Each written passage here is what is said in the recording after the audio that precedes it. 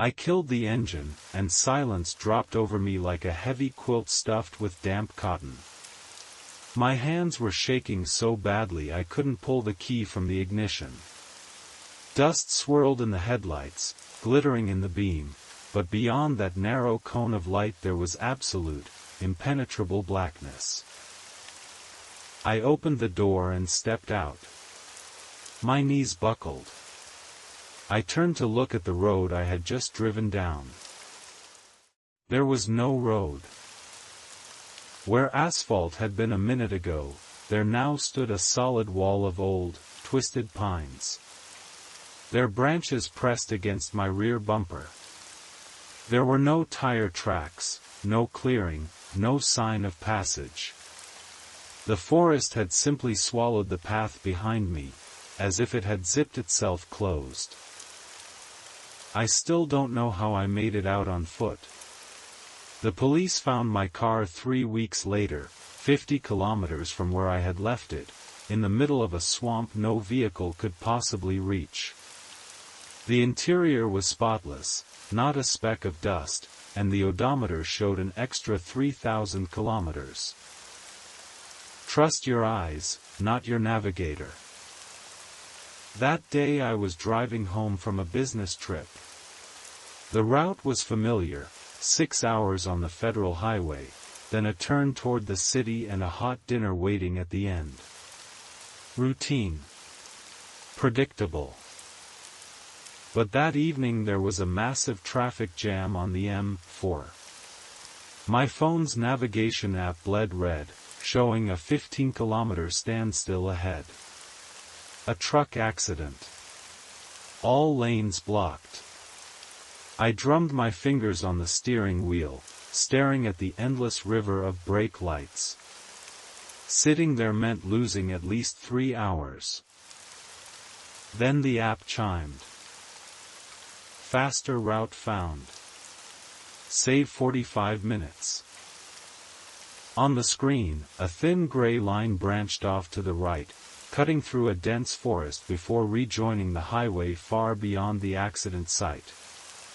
I had never noticed that turnoff before. It looked like a narrow dirt road slipping under the trees.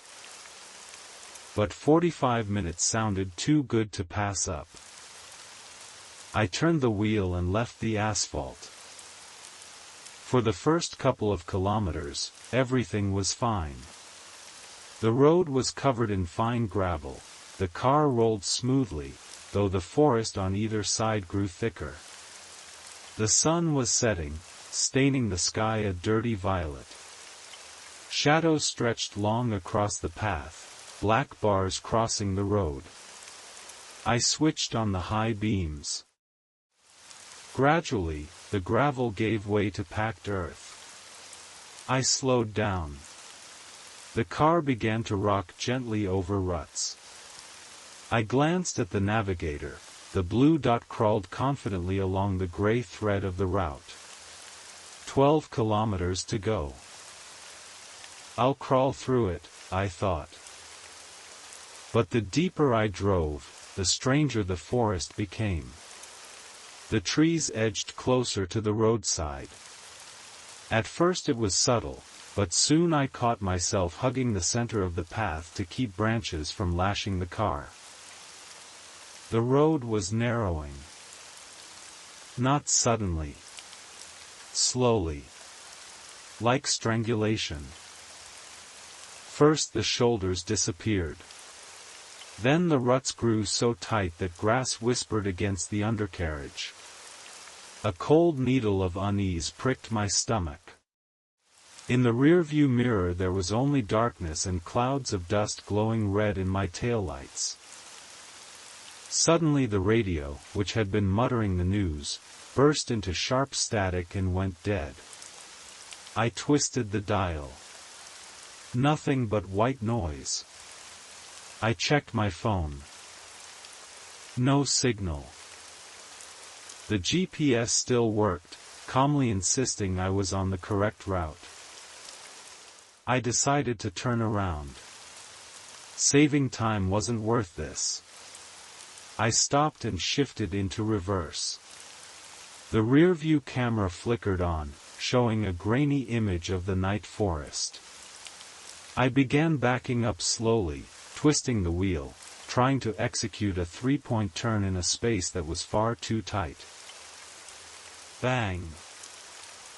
The car jolted. The bumper had struck something solid. I looked at the screen. Nothing but darkness. I drove forward a little, then reversed again. Another impact.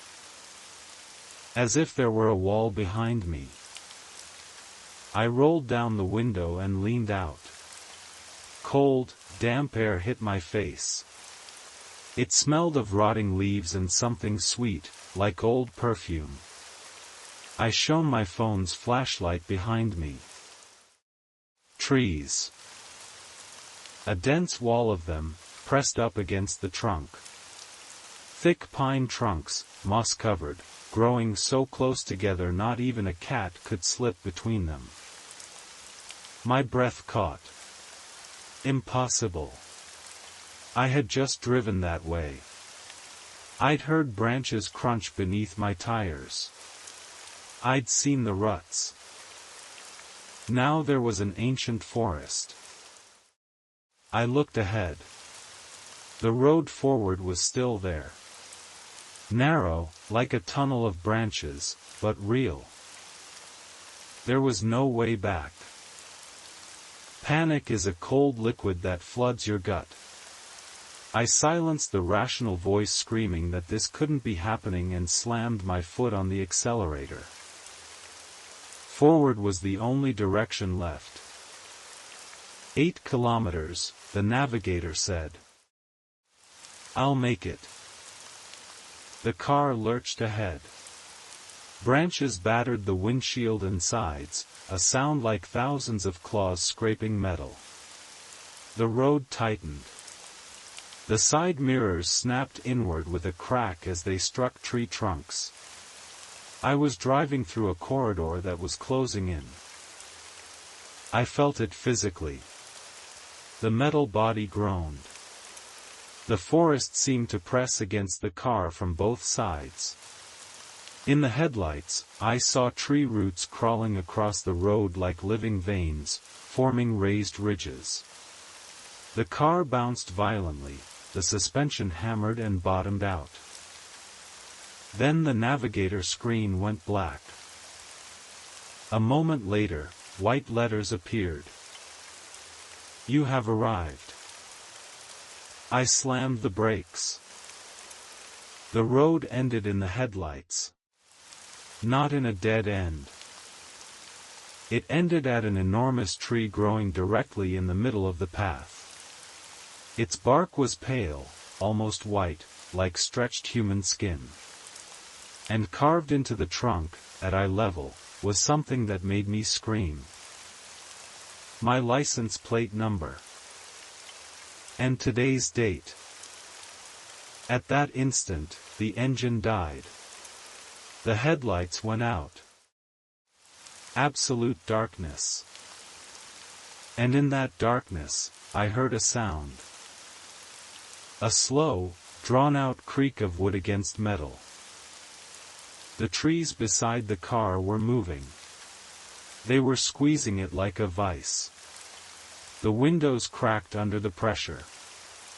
I understood that if I stayed inside, would be crushed along with the cabin. I don't remember how I smashed the windshield. I only remember crawling over the hood, tearing my hands bloody on dry branches. I ran into the forest without direction, falling, scrambling up, running again until I saw the lights of the highway. When I reached people, I was covered in mud and blood. They never recovered my car. Foresters said there were no roads in that sector, only impassable thicket. But I know it's there. And I know it's still waiting. This happened to me last autumn when I was driving a newly purchased minivan from a neighboring region. A dense, milky fog swallowed everything. The hood looked like a blurred stain. I drove slowly, navigating by the yellow lane markings alone. It was around 2 in the morning. The monotony made me drowsy. I drank energy drinks and listened to podcasts to stay awake.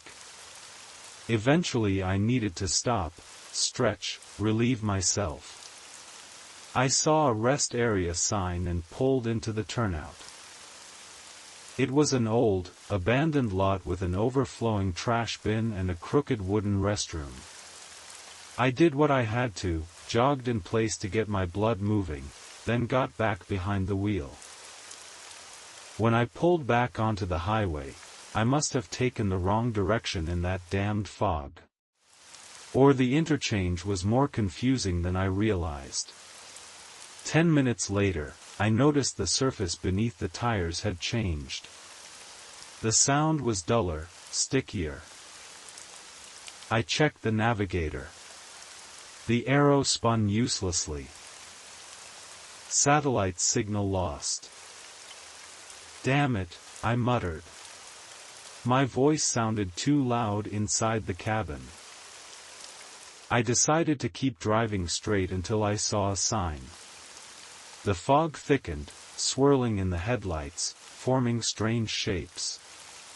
Sometimes I thought I saw figures standing at the roadside, tall, thin silhouettes.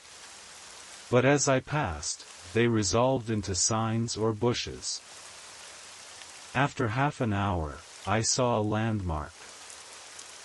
On the right stood the burned-out shell of a bus. A rusted skeleton fused with the ground. An ugly sight. I drove past, reminding myself to be careful.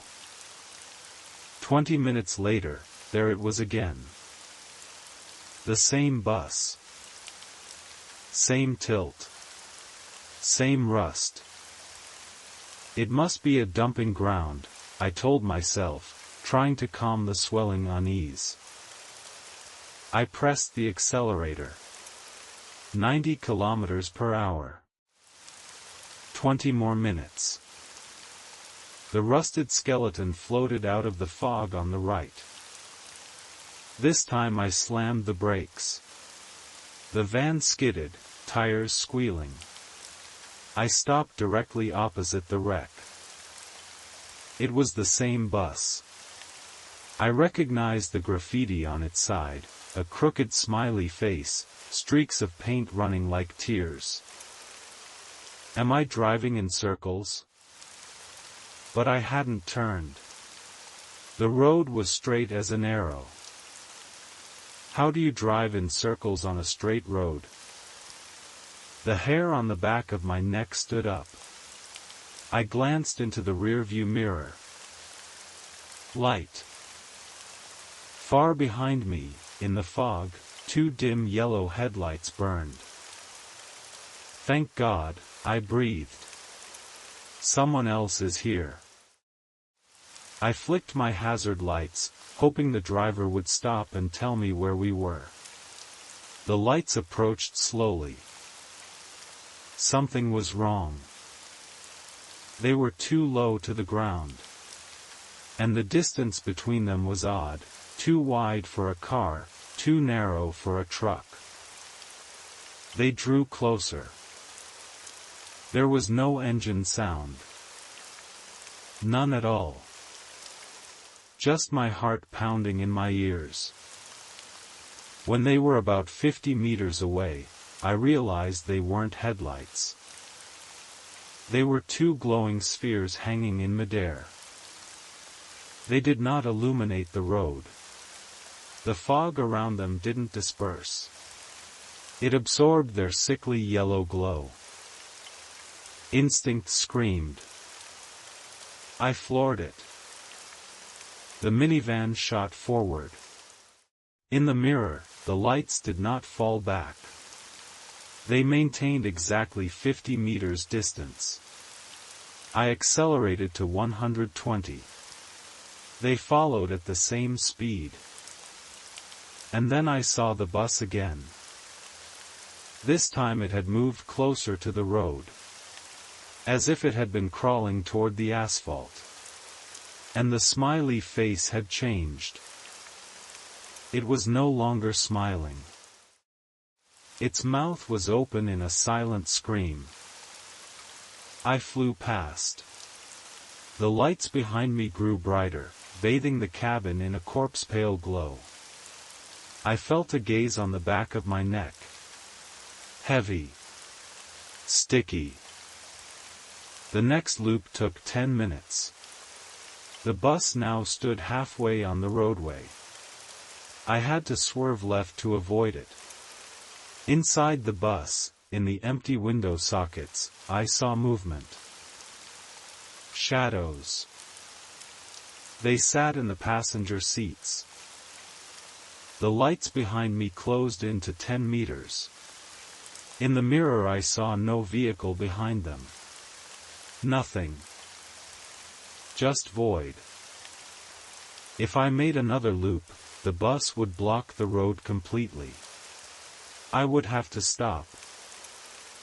And whatever was chasing me would catch up. Ahead, a turn appeared.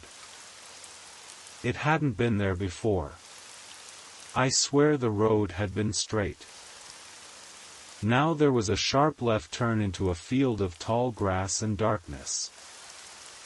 It was a chance to break the circle. Or to die. I didn't slow down. I yanked the wheel left.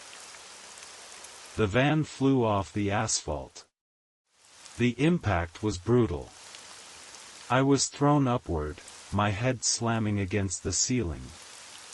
The minivan bounced over ruts, the suspension tore apart. I heard the bumper crack. But I didn't stop. I kept my foot on the gas until the wheels sank into mud. Silence. I sat gripping the wheel, afraid to breathe. I checked the mirror. No lights. No fog. I was in the middle of a field. 300 meters away, I could see the bright lights of a gas station and hear the living noise of a normal highway. I stepped out on shaking legs and walked around the van. The rear was coated in a thick layer of soot, as if it had been held over a fire. And on the dusty rear window, traced by a finger, was the same smiley face. This time, it was winking. I never believed in stories about cursed places. I'm an architect, a man of numbers and blueprints. Geometry is law to me. But what happened on the bypass near Viborg broke every physical law I knew. I was scouting land for a client's country house. Remote, picturesque terrain. He sent the geolocation with a note, enter via the old Finnish dam. It's faster. I found the turnoff. The road was paved with old cobblestones, pre-war. To the left, a cliff, to the right, a drop to black lake water. The day was overcast, low clouds snagged on the treetops. After a couple of kilometers, the cobblestone ended. A strange surface began. It was asphalt. Too perfect. Black, smooth, without a single crack or marking. It swallowed the sound of tires. Driving on it felt like gliding through oil. The forest changed too. Trees stood in perfectly even rows, like soldiers. Too even. The spruces were identical in height. The birches bent at identical angles. I slowed down, peering into the woods. It looked like bad computer graphics, where a designer had copy-pasted the same tree 1,000 times. Copy-paste, I muttered. The laugh died in my throat when I realized there were no sounds. I opened the window. No wind. No birds. Even the engine was nearly silent, as if the black asphalt absorbed noise itself. I checked the map. 3 kilometers to go. The road curved, but the navigator drew a straight line. It irritated me. I rounded a bend, and the road dropped sharply. The slope was unnatural, 40 degrees at least. The car began accelerating on its own. I pressed the brakes, but the wheels slid over the black surface as if on ice. The ABS chattered uselessly. At the bottom, I saw a bridge. An old stone bridge over a narrow river. Something was wrong. As I approached, my brain refused to process what I was seeing. The bridge ended halfway across. Not broken. Just cut off cleanly, as if the texture hadn't loaded. Beyond the edge was gray emptiness. Not fog. Not water. Just flat gray.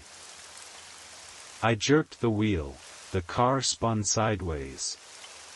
I stopped a meter from the edge. My heart pounded in my throat. I got out, clutching the door, and approached the cutoff. I threw a stone into the gray. It didn't fall. It vanished the instant it crossed the boundary. No splash. No impact. Just erased. Nausea hit me. I ran back to the car, shifted into reverse.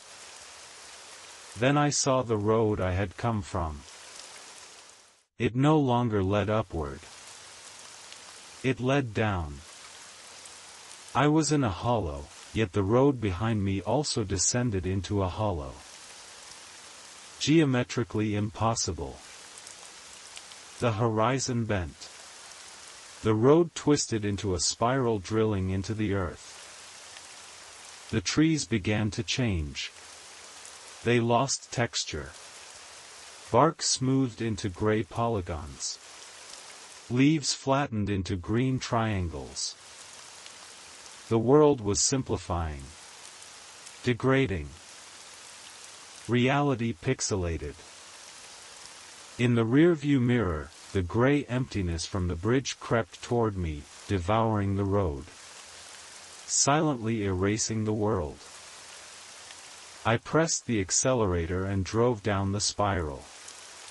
I had no choice. I was forced into the seat, not by acceleration, but by weight. Gravity pressed from every direction.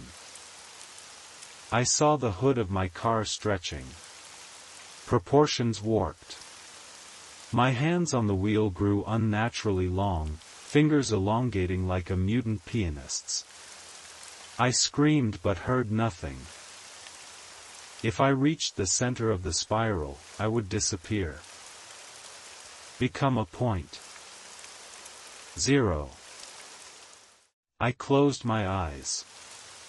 I couldn't watch the world turn abstract.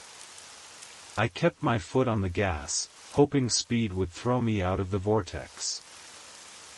The impact was so violent I lost consciousness. I woke to pain.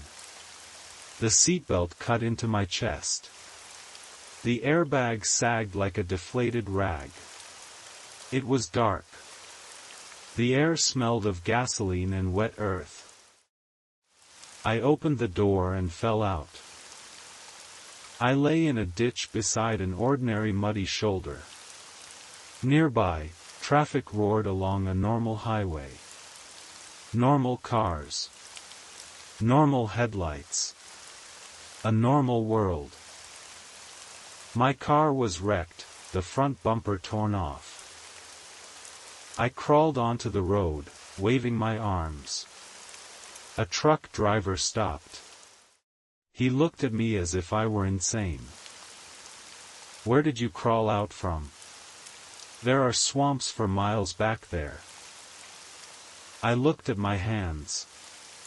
They were normal.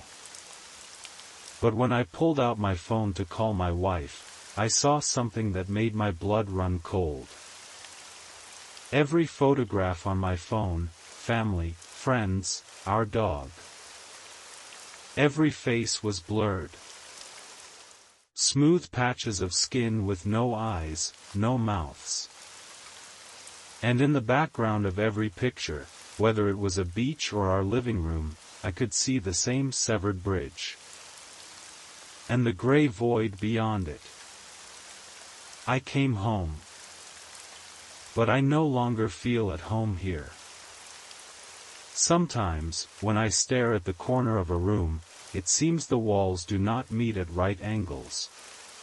As if the geometry of my apartment has begun to drift. And I know that one day I will open the bedroom door. And instead of a room, there will be black, flawless asphalt leading downward.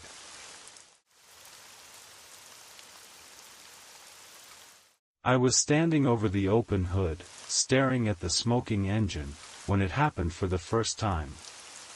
The absolute, cotton-thick silence of the forest pressed against my ears.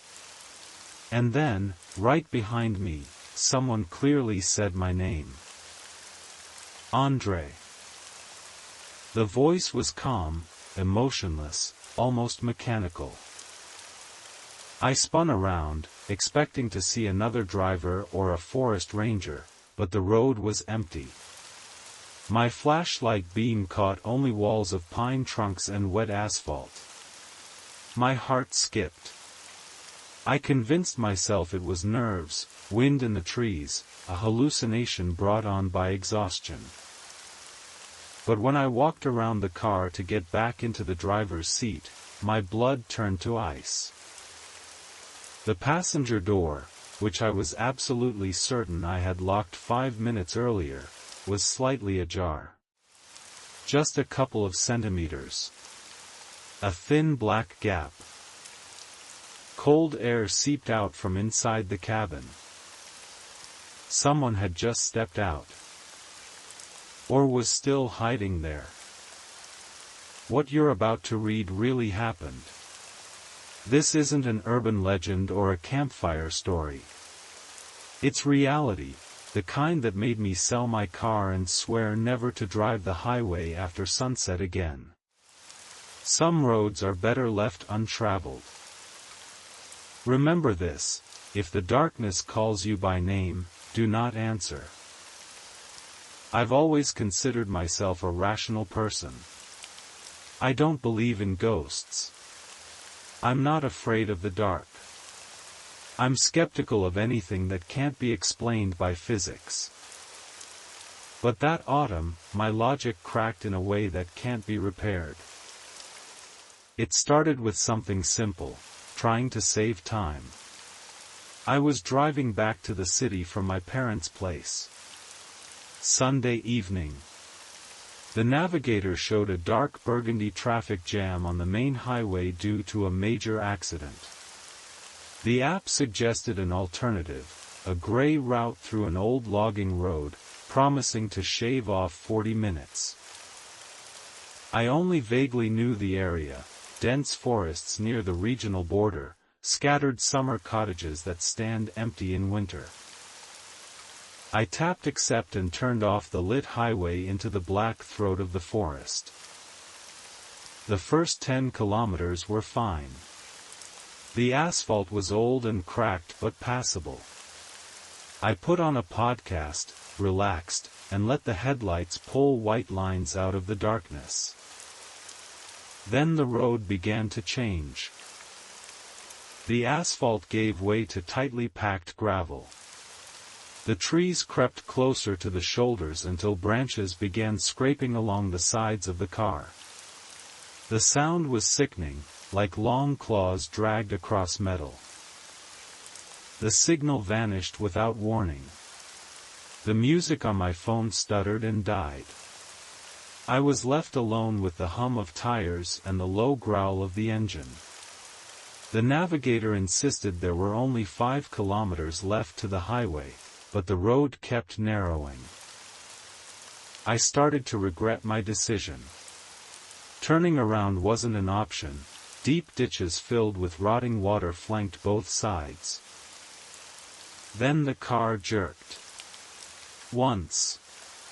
Twice. The RPM dropped. The headlights flickered.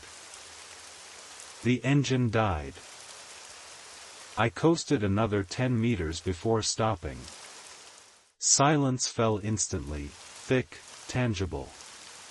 No crickets. No wind. No distant highway noise. Only the ticking of cooling metal beneath the hood. I tried starting the engine. The starter turned eagerly, but it wouldn't catch.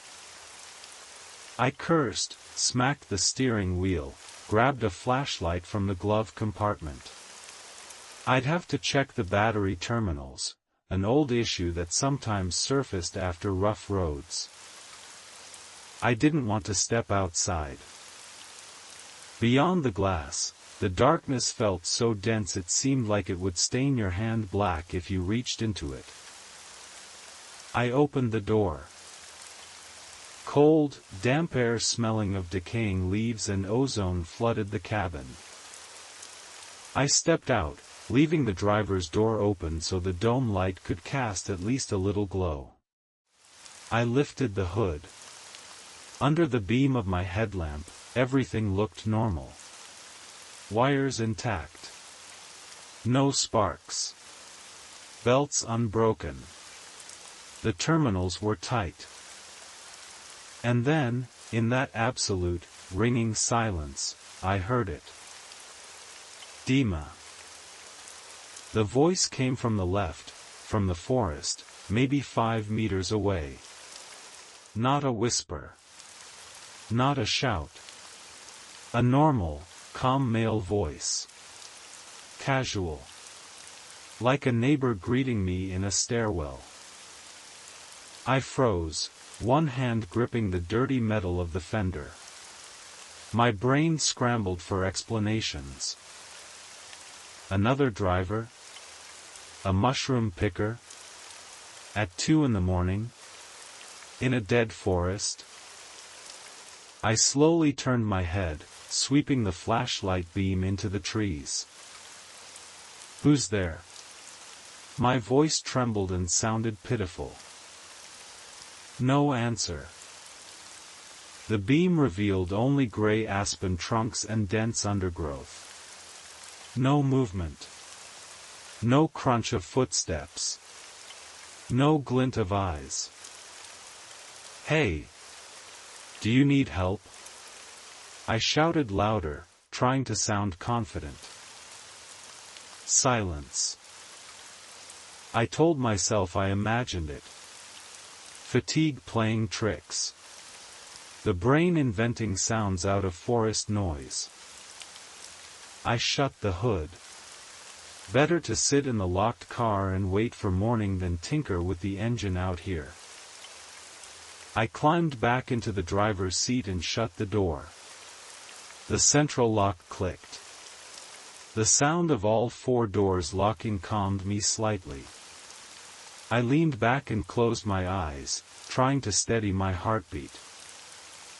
Dima.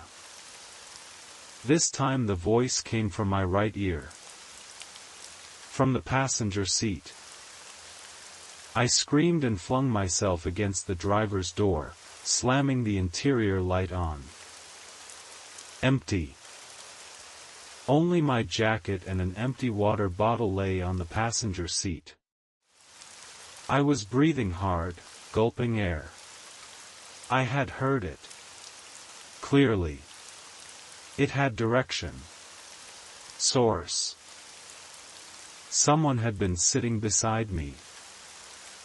I grabbed the door handle, ready to bolt into the forest, but stopped myself. Outside was where the first voice had come from. And now. I looked at the passenger door lock. The knob was up.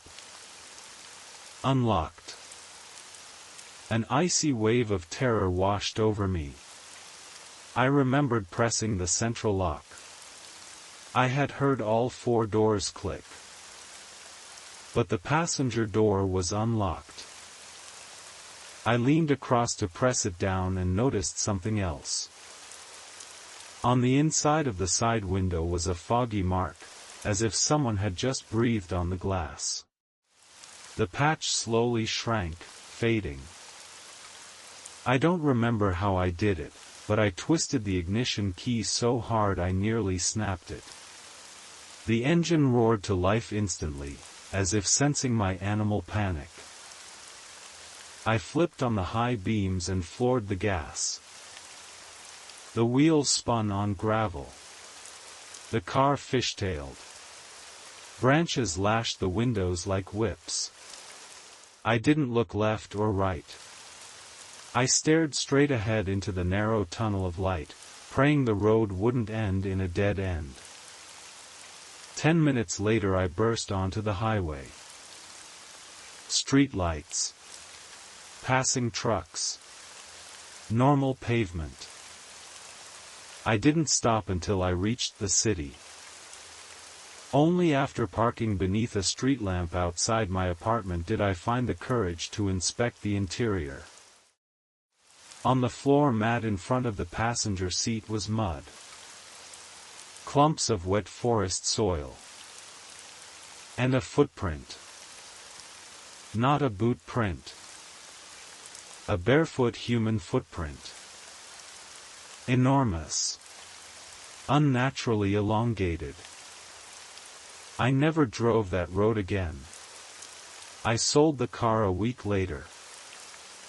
But sometimes, when I'm alone in my apartment and everything falls silent, I think I hear that same calm, casual voice. 2 years later, the second incident happened while I was working as a courier for an express delivery service. Stressful job, good pay, especially for night routes outside the city. That evening I had to deliver a package of documents to a private residential area 20 kilometers out. An elite settlement surrounded by forest, with huge plots and high fences. The customer's note read, "Leave at the gate. Intercom code 4589. No need to ring, the child is sleeping." Routine. I liked contactless deliveries. I arrived around midnight. The fog was so thick I could barely make out the house number. It was the last house on the street. Beyond it began a dense spruce forest. High brick fence. Massive wrought iron gate. No lights in the windows of the 3-story mansion. I left the engine running out of habit, took the package, entered the code. The lock buzzed and clicked. I opened the heavy gate slightly, placed the package on the dry tile inside, and was about to close it when I heard a sound. A metallic scrape. From the direction of my car. I turned. My old station wagon stood 5 meters away, wrapped in fog. Exhaust smoke curled white. Everything looked normal. But something twisted under my ribs. I walked back. The driver's door was wide open. I froze. I distinctly remembered not shutting it completely, just pushing it lightly. But wide open. There was no wind. I peered inside. Empty. The radio murmured softly. My phone sat in its holder. I got in and pulled the door shut. Probably sagging hinges, I told myself. I shifted into gear. The radio suddenly erupted into static. The clean FM sound turned into aggressive white noise laced with crackles and faint voices. I reached to turn it off, but the volume knob didn't respond. The noise grew louder, pressing into my ears.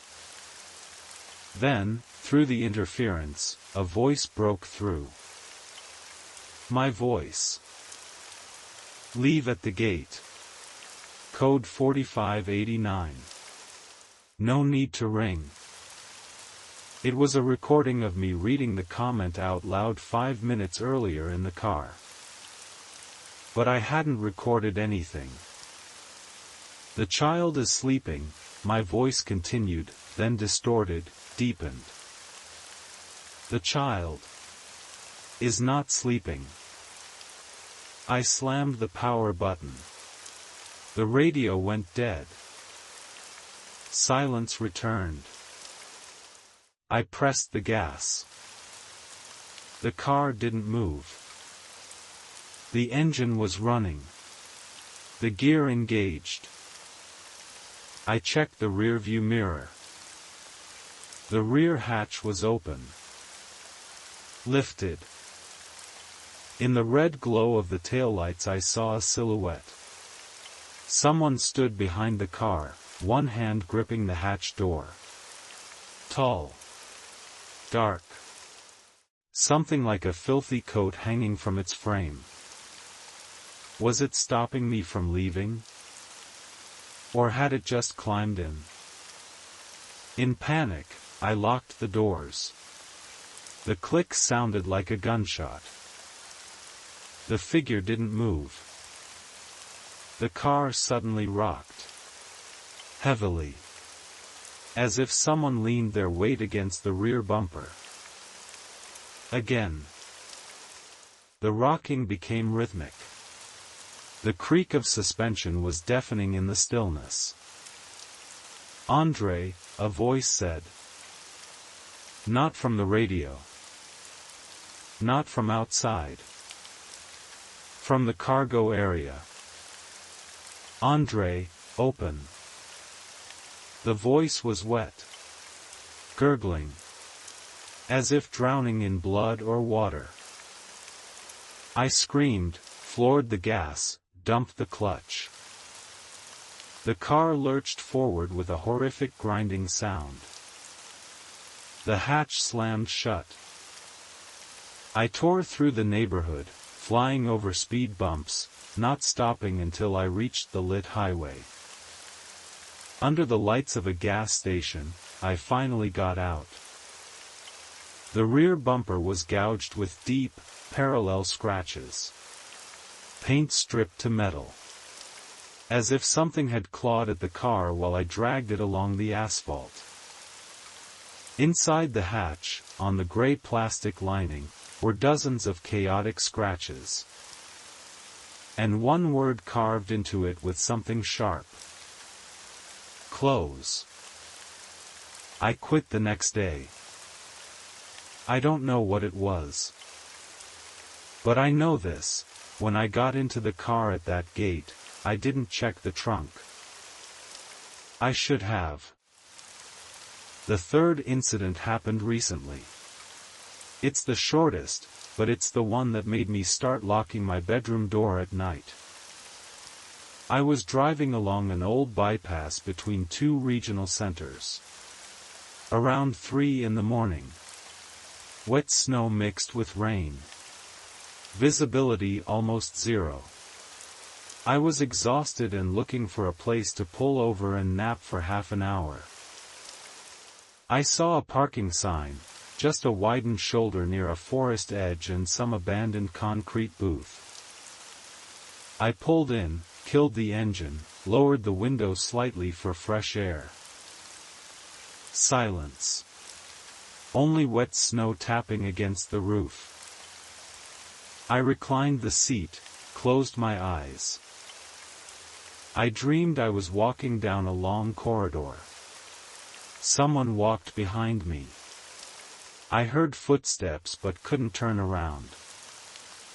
I woke abruptly from the cold. Only 20 minutes had passed. The window I had left open a crack was halfway down. Snow blew inside, covering the armrest and my shoulder with wet slush. I pressed the switch to raise it. The glass crept upward with a strained whine. Then I heard breathing. Heavy. Hoarse. Not from outside. From the back seat. I froze, staring through the windshield. The darkness beyond the hood seemed infinite. I was afraid to move. Afraid to glance at the rearview mirror. The breathing was uneven. Inhale. Pause. Exhale. My hand slowly moved toward the door handle. I wouldn't turn around, a whisper breathed against the back of my neck. It was so close I could smell it. Rotting earth. Stale meat. Warm breath touched my skin. My body locked. I couldn't move. Andre, it whispered again. Look at me. I squeezed my eyes shut. This isn't real. I'm dreaming. Behind me came the sound of skin sliding against fabric. It leaned forward. I felt the seatback bend under weight. A hand, or something like a hand, touched my shoulder. The fingers were long, rigid, unnaturally cold. They tightened. I screamed, not like a man, but like a trapped animal. I yanked the door open and fell into mud and snow. I scrambled up and ran several meters away before turning back. No one. The cabin was empty. The dome light illuminated vacant seats. I stood in the wet snow, shaking. Finally I forced myself back. When I sat behind the wheel to leave, I noticed the rearview mirror had been turned. Not facing the road. Turned inward, reflecting my own face. And on the mirror glass was a greasy fingerprint. From the inside. I don't remember the drive home. Only the whisper. Look at me. Since then, I don't take shortcuts. I don't pull over on empty shoulders. And in my new car, I've covered the rearview mirror with black tape. Because I'm afraid that one day I'll look into it and see someone sitting in the back seat. Someone who knows my name. And do you know what's worst? Right now, as I write this, sitting in my room behind a locked door, I think I hear that same horse inhale. Here. In the closet behind me. Good night. And check your door. Make sure it's really closed.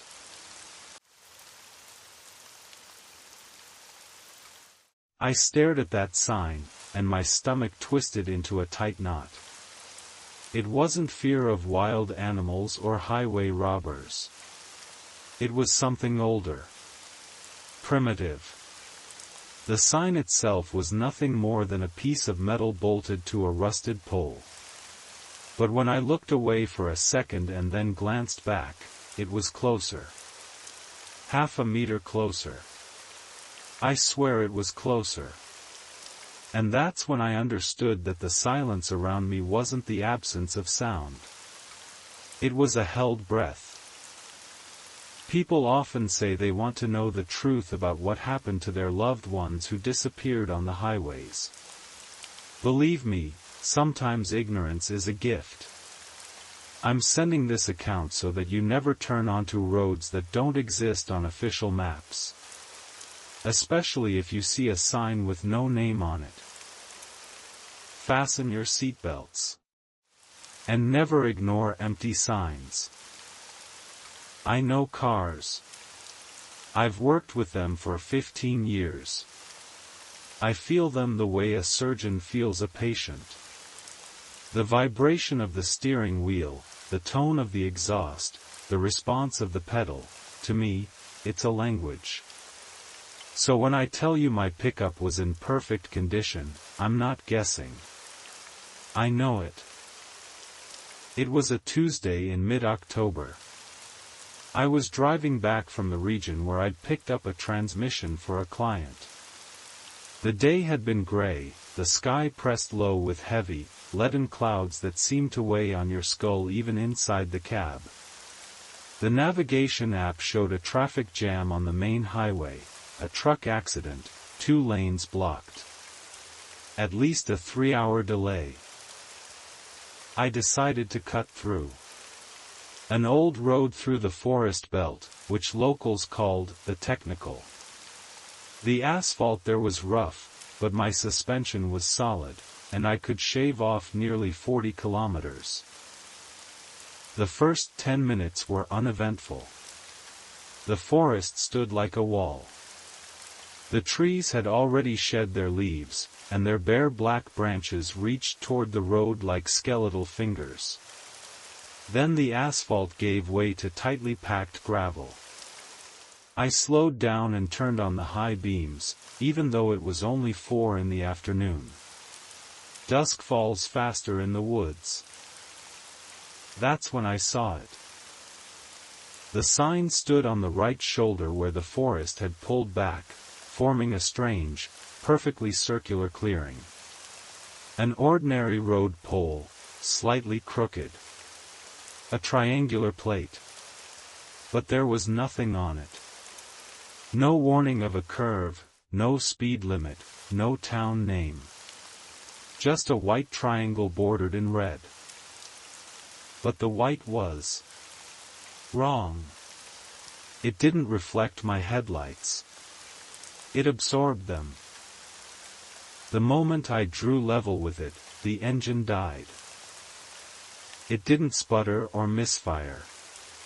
It simply shut off, as if someone had cut the main power cable. The power steering went stiff at once. The truck rolled another 20 meters on inertia and stopped. Silence dropped instantly.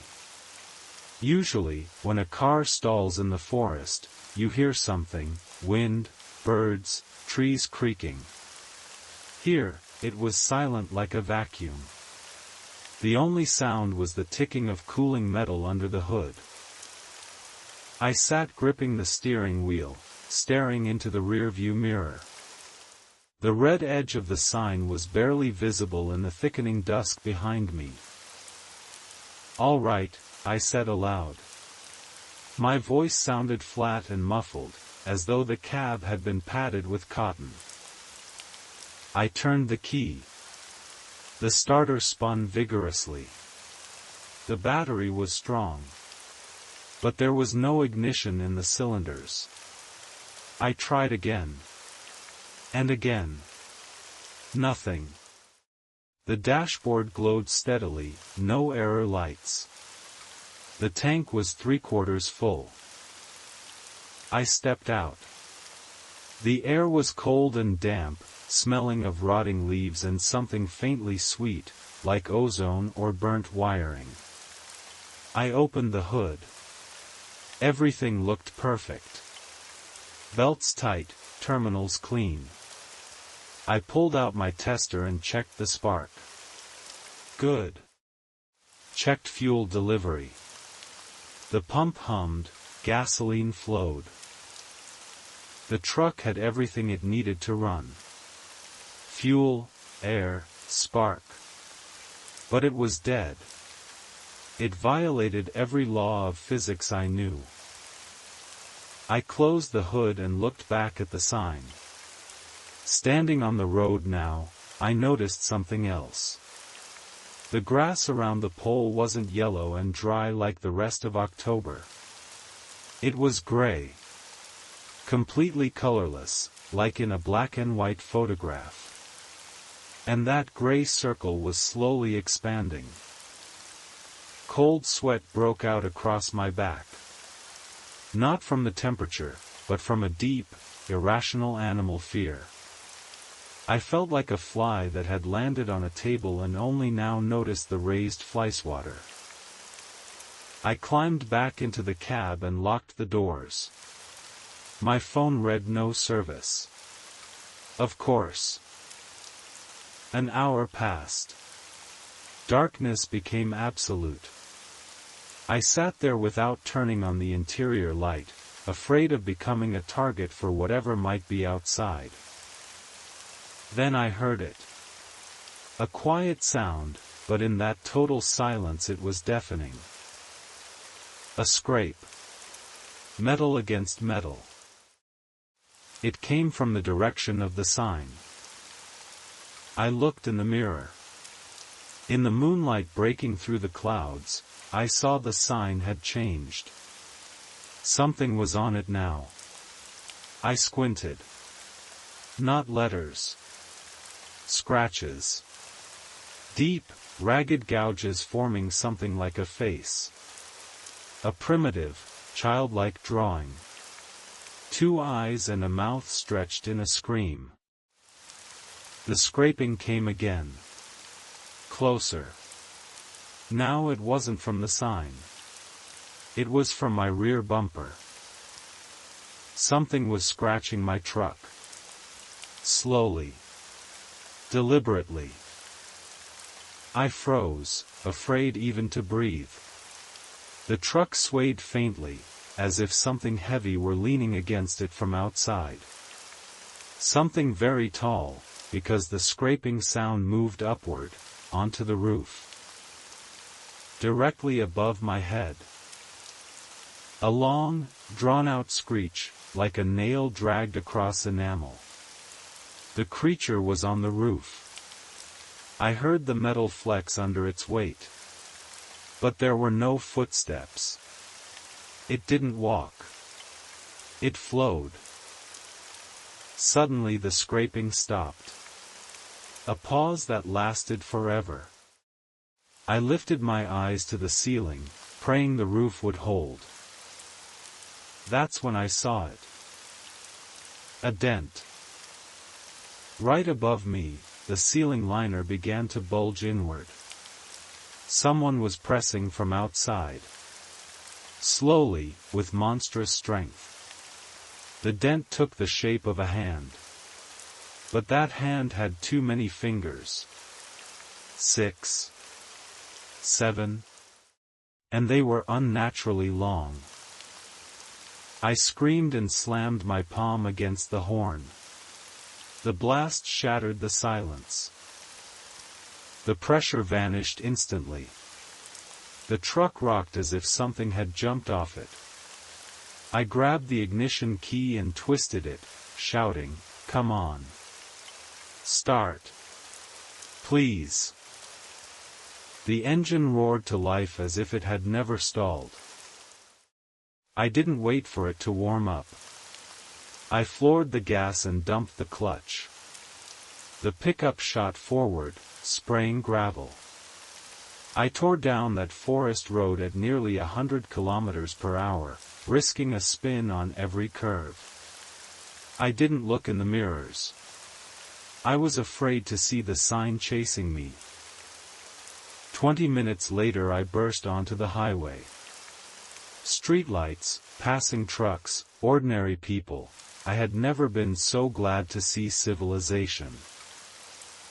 I pulled into the first gas station, bright with light. I stepped out on trembling legs. My hands shook so badly I couldn't get a cigarette out. The attendant approached me. "Hey, man, you okay? You look awful." I nodded, trying to catch my breath. "Where'd you do that?" he asked, staring at my roof. I looked up. The entire roof of my pickup was covered in deep gouges scraped down to bare metal. Paint hung in strips. But the worst part wasn't that. The metal was oxidized. The rust looked decades old, as though the scratches had been there 50 years. But I'd washed the truck that morning. There was a sign, I told him. An empty sign. I sold the pickup a week later. I couldn't get behind the wheel again.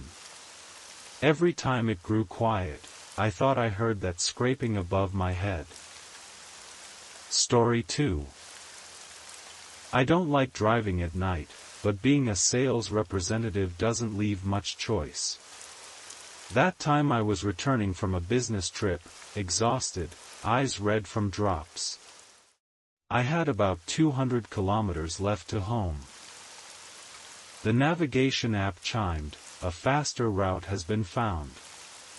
Time saved, 45 minutes. I looked at the map.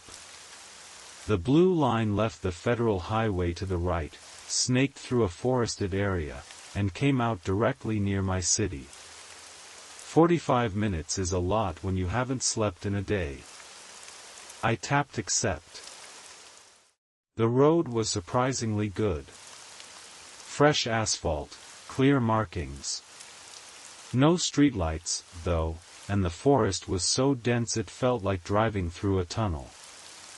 The strange thing was I saw no oncoming cars. Not a single one. Just me and the endless ribbon of asphalt in my headlights. About 30 kilometers in, I noticed a sign. A standard blue rectangular information sign. But as I drew closer, I saw it was blank. Blue background, white border. Nothing else. No river names. No Cafe 500M. Just blue emptiness. I drove past with a shrug. Maybe they hadn't installed the lettering yet. The road was new, after all. 10 kilometers later, another sign. Identical. Blank. Strange. Why put up two empty signs? I kept driving. The forest thickened. Trees arched over the road. The radio began to hiss, losing signal until only static remained. I switched it off. 5 minutes later, a third sign appeared. I slowed down. It was the same sign. I recognized it by a distinctive scratch on the left support and a wormwood bush at its base. That was impossible. I had been driving straight. A chill ran down my spine. I looked at the navigation screen. It showed a straight line. The arrival time was frozen at 2:14. I pressed the gas, telling myself it was fatigue playing tricks. 5 minutes later I saw it again. The same sign. Same bush. Same scratch. This time I stopped. I stepped out. The silence was absolute. No wind. No insects. The air felt stale. I walked to the sign. The metal was cold and damp. I ran a finger over the blue surface. Paint smeared onto my skin, thick as fresh tar. Then I noticed something on the asphalt. Tire marks. Mine. I recognized the tread pattern. The marks led to the sign, stopped, and continued past it. But beside them were more marks. Also mine. And more. And more. The asphalt before the sign was crisscrossed with dozens of braking tracks. All from my car. I stood there staring at the black streaks as understanding rolled over me in an icy wave. I wasn't just passing the sign. I was driving in circles. But the road was straight. The geometry of this place was broken. I got back in, locked the doors, hands shaking. I turned around. If I couldn't go forward, I'd go back to the highway. I sped in the opposite direction. The speedometer trembled at 120. 5 minutes later, in the headlights, a blue rectangle appeared. The same sign. Facing me, though I had turned around. I screamed in frustration and fear. I was trapped. This 5-kilometer stretch of asphalt was closed in on itself. I stopped by the sign, engine still running. Half a tank of gas. What happens when it runs out? I looked into the forest. Something pale gleamed among the trees. Cars. Old, rusted, half-sunken into the ground. Volgas, Moskviches, a foreign sedan from the 90s. Dozens of them. The sign wasn't a marker. It was a cork. A plug in reality. I grabbed my phone. No signal, but GPS still worked. I zoomed the map out fully. My car was marked with a blue arrow. But instead of forest, the area was labeled Dead Man's Bog. An old name the app hadn't shown in normal view. Suddenly the headlights caught movement. A shadow detached itself from one of the abandoned cars. It looked vaguely human but moved jerkily, like a puppet. It stepped toward the road. Then another. And another. They were walking toward the light. Toward my car. I floored the gas. I didn't know where to go, but I couldn't stay. I raced past the sign again and again. Each loop took exactly 4 minutes. Each time the shadows stood closer. On the 5th loop I saw their faces. They had no eyes. Only smooth skin. And open mouths. On the 6th loop they formed a chain across the road. I had a choice, run them down or swerve into the forest. Swerving meant becoming one of those rusted cars. I shut my eyes, gripped the wheel, and drove straight at them. The impact was soft. Too soft. Like hitting fog or cotton. The windshield flashed white. And I burst onto the highway. Bright station lights. The noise of cars. Music from a roadside cafe. I slammed the brakes and stopped on the shoulder, gasping. Behind me was only a forest turnoff blocked by an old concrete barrier. No new asphalt. No road. The clock read 5:30 a.m. I had spent 3 hours in that loop. It felt like 20 minutes. I stepped out to inspect the car. The bumper was clean. No dents. No blood. But my license plate. It was blank.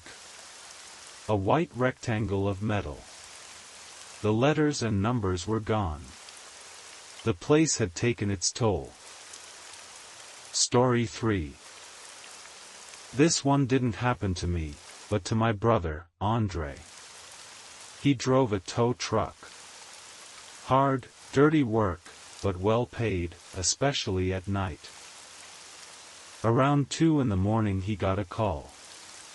A woman with 2 flat tires. Location strange, an old dirt road near an abandoned pioneer camp. Remote, wolves howling, almost no signal. He arrived 40 minutes later. His headlights illuminated a Ford Focus on the shoulder. No hazard lights. Dark. A little ahead stood a road sign, a rusted pipe with a circular metal plate on it.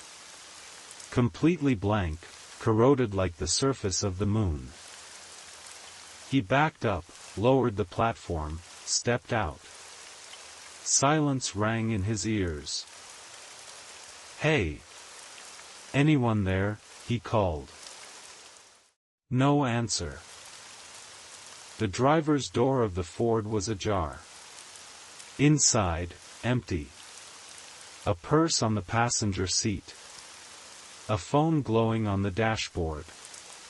Keys in the ignition. Went into the bushes, he thought. He grabbed his flashlight and scanned the area. The beam caught the grass, the trees, the empty sign. Then he noticed the shadow. His truck's headlights were behind him, so the shadow should have fallen forward.